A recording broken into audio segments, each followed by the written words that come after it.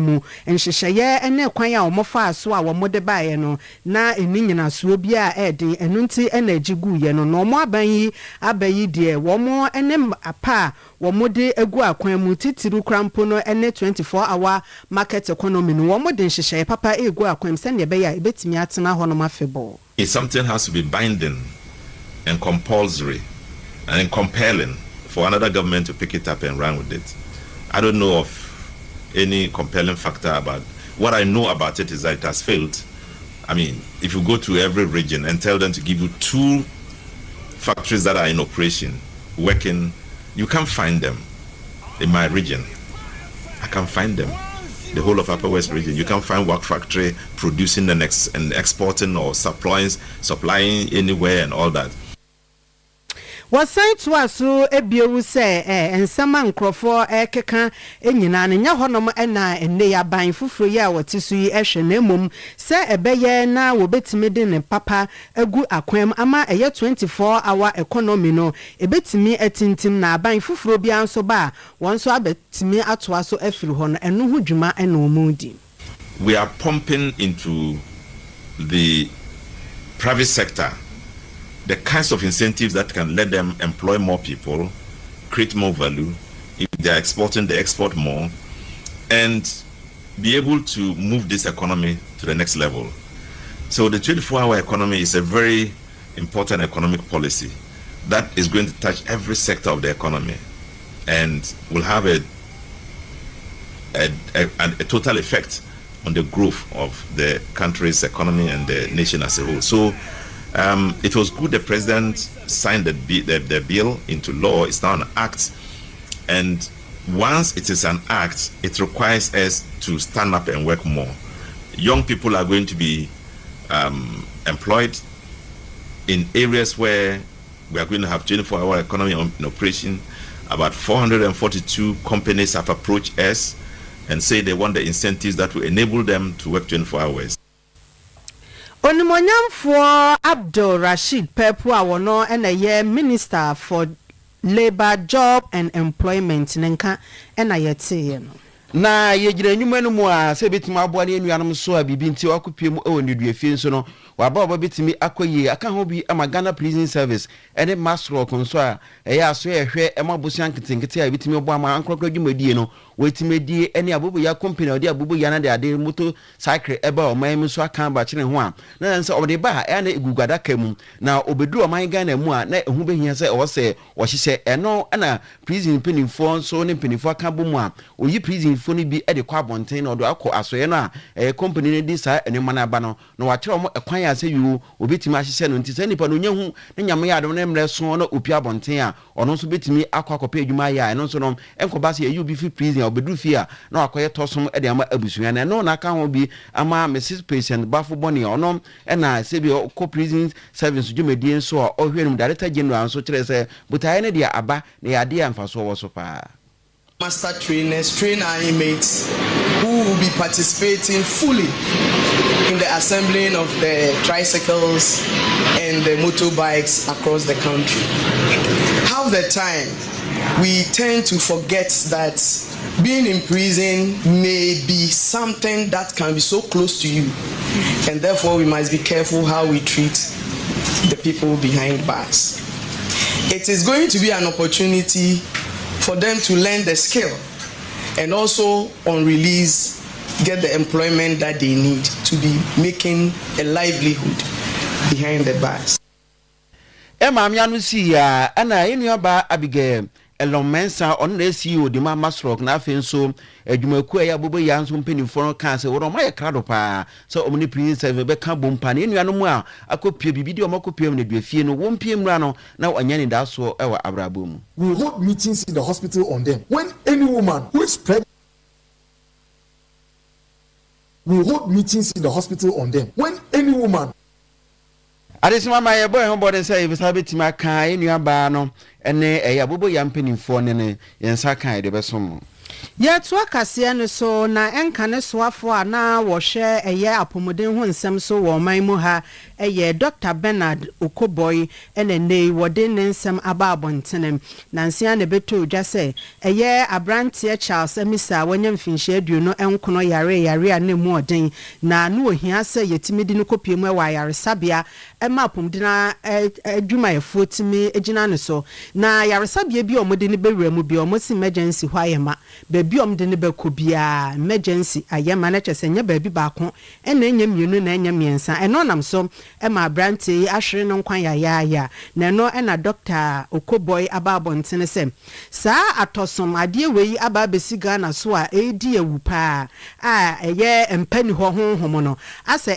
abetena ga na so a etete ya brabo obakwa ya resabia emergency ho no baabi a bewura bia yese hɔ ayema empani ho ayema empani ho na kyese wo se nipa ne sign de ne yade ekɔ ntuhwe ma ewuo bebra eba no enye se nipa no sika ena no ani se wode bekɔ ne yare anase bibi ne wom na mom empa nya ekwan bi amfana ntoso anhwe no ena nam so timi amasa ewuo no ekɔsoro eno na Dr. Bernard Okoboy kyerɛ se animanim ye mpanyimfo ntimi nya bibi mfa ho na ahwe mu krampa eka emmene hospitals ahodo ni nyina efri emergency ho wo mo a ayeka ewo mpa so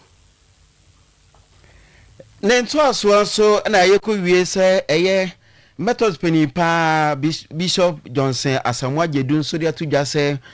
oman Ghana yempenifo no eba ade ba kon hadwen se mebu am ye ne oman so oman penifo no adwuma akono wa homigye mu na ye ntoaso no na ogya nsensemu a onye hihye bi amfa moaye nti be wiase no na emebu wo oman mu no so no na ya brabo no na ya takem kakra no ono wo kire se hu behia se penifo be hihye pade ama ye sanse oman nyina so nyina agina mebu so na se penifo emebu firi so a yade abetimi hadwen eyipa. Methodist Youth Fellowship is 80 years old, and beginning this year 2026 the Youth Fellowship has started a year-long activities of celebration. The Methodist Youth Fellowship is described as the backbone of the Methodist Church Ghana. The church itself is the Church of Jesus Christ, but Jesus uses human beings. And that's why we describe the Methodist Youth Fellowship as the backbone of the Church of Christ. As the presiding bishop of the Methodist Church Ghana, the Most Reverend Professor J. Kwabena Asamoah Jedun, I'd like to congratulate my young people. I'm very, very proud of them. Master trainers, train our inmates.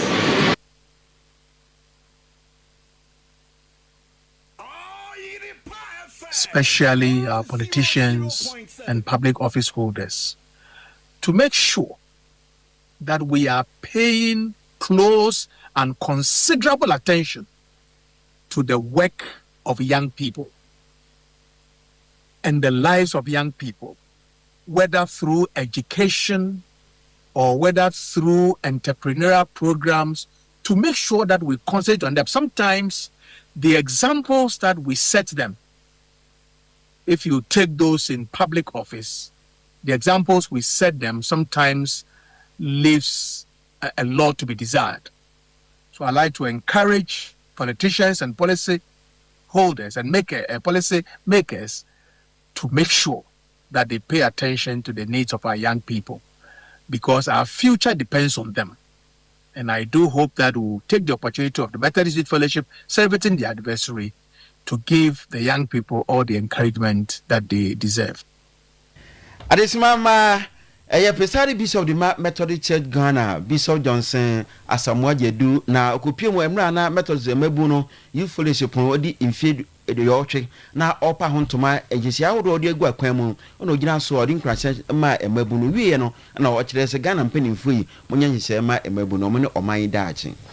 Yensan enkoye chika krabi na yenkohwe Dr. Bernard Okoboy soafo a enkane no ohwe yapomden ho nsem so womra na wo kasa chirim se empa eni emergencies ahodo no ntienam so ema akra dodo na ehwere ewo oman mu na afen so no eka ahodo a emene hospitals ahodo ne mu 70% no wo mo ayeyi wo mo nso so no wo mu ni sika edebetwe omo aka na omaka hospital ho agempa aboso no yenkoti wo ninsem no behind bars no behind bar.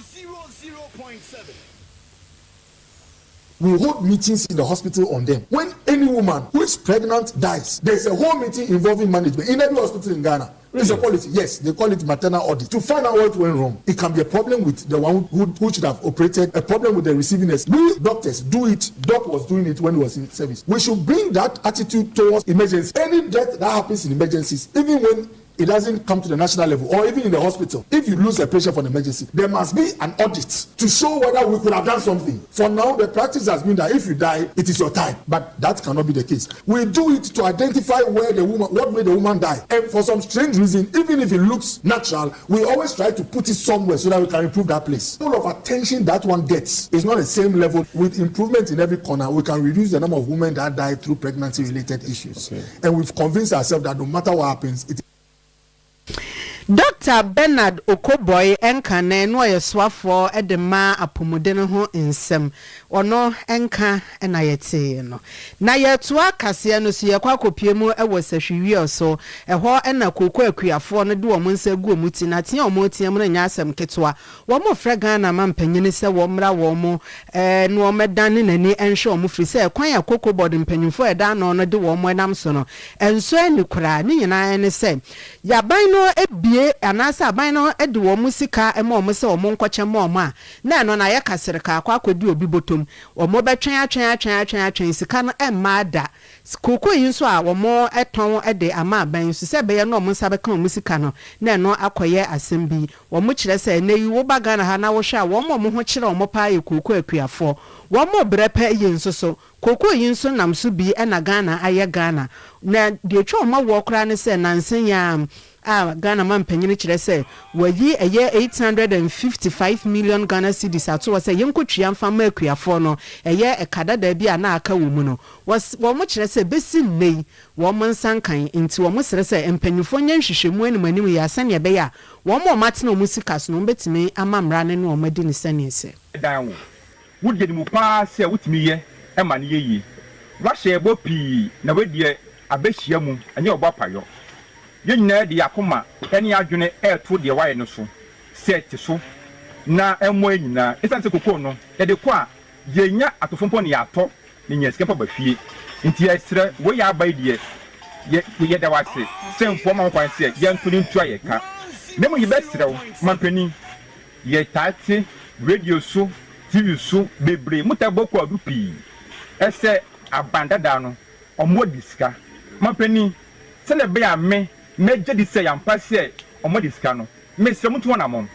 mo tete safo ni nyina la mako ni nyina hunu se ne mo ka no no kure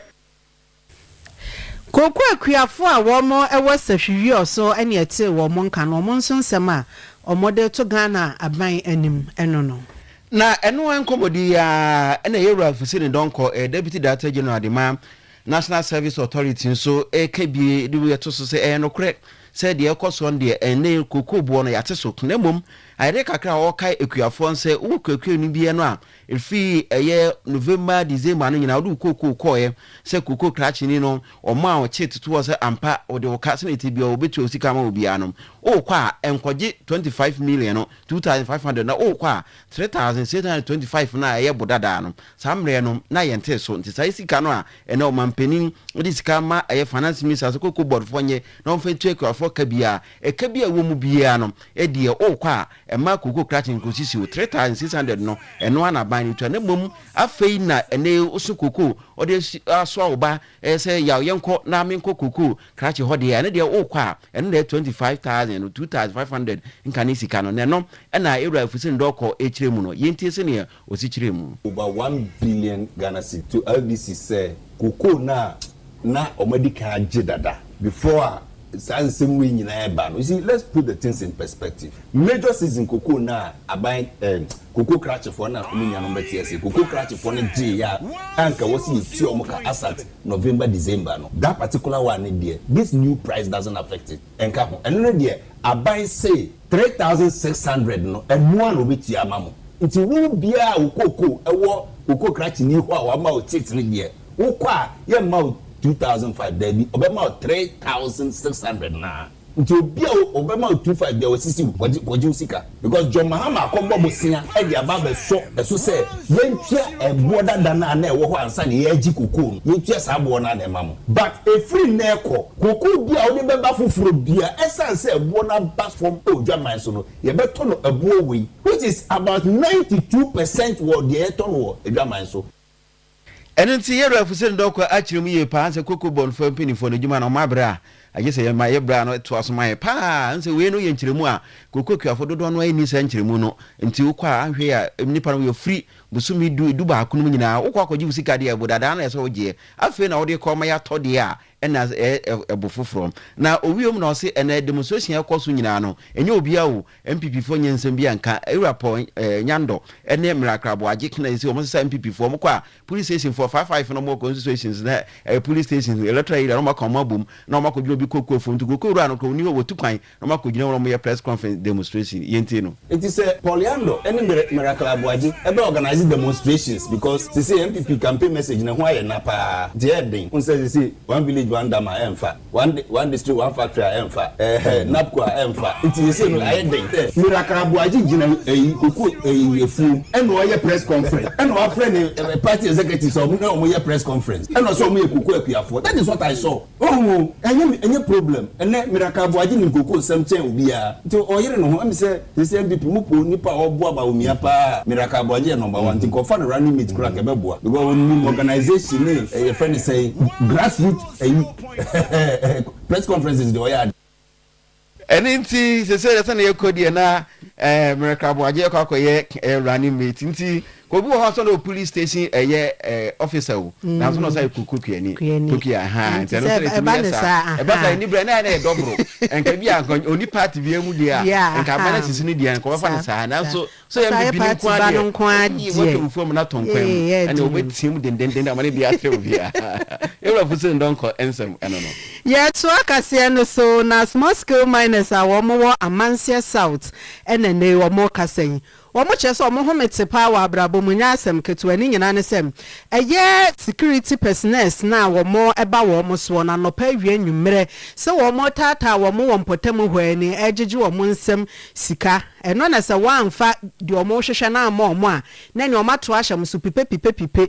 enam so a eneyi eye abranti a na wo school wo Komfanochi Senior High School wonya mfinhia aduonu a wo mo frɛ no alote wonam so a wahwe ne nkwan ya eneyi akoye nsem deja na no na eye owura Enoch Boatin a wo mo na hotedin ene culture wono eye national wo ye member edema National Concerned Small Scale Miners Association na wono ekire mu se eye sojafo ne aposifo a wo mo ba wo mo so no abibi omo bombeje omo nsem sika de bia da omo ba omo hwehwe bibia firi omo nchen enti se de omo pe no omo anya ama omo de a na akoda ne maabo ene eturututu na no omo sere se Ghana mampanyin na fe IGP emre mu no omo nka bi mo omo firi se no omo ho me krate ya mo de scan on de bi omo de ya wo ba omo de wi ko de bi omo de scan tie bi scan omo be de me friend bi ma on fa ro no sa friend se isi aya anu ya de no mo de guma boy la kwa ko to issue nti me wana me okate ko no o friend bi man of am san friend mo say oya ko mo di tuasi so mo nya de oya ko mo tuntu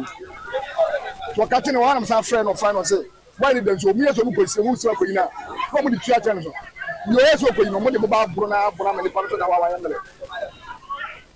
na so de ni de oversight ke sa ban na so wa o ba na so de to chuma ni pa no de manin fie chino go pia no wa chino o chino e different na de ni pa wo hwa me ni pa na gu emergency you can modern musa musa do yen de be jiska put me give 50,000 5,000 we ko ma nyesam we come about jiska wa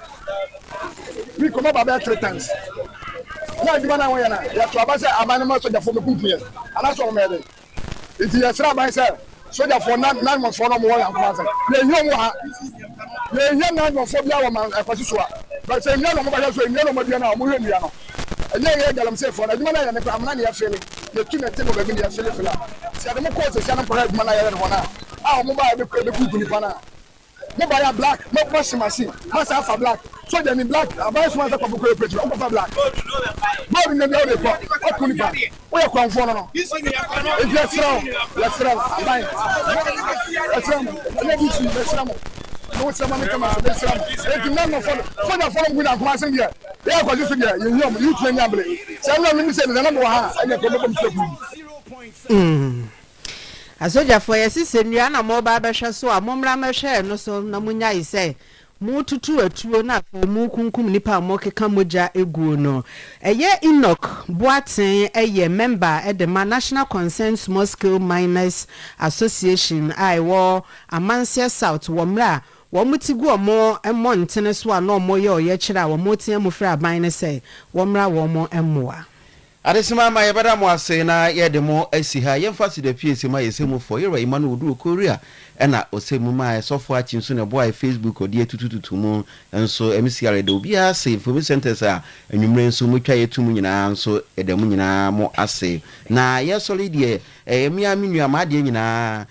ose ya okeja se ne ye frɛ no wo mpatum nyame ya adom ama yesemu ho aka ho kani beauty mensa ama bi na ese frɛ no nyame ya adom ampatum na otwe me da be ya ye ko big park ho pepepe ene minu wale nyame na adom a wadum ne bi enti nyame emwa na emu nhire nyina nti eja sɛ nyankopɔn nya okese ne nyina nso ne ose kwaku enuanum nyina ye nyina ba beta wachi ama bibia aye kama ye sole so ama birthday ba kon ewa ha happy birthday enko ema nana poku Garish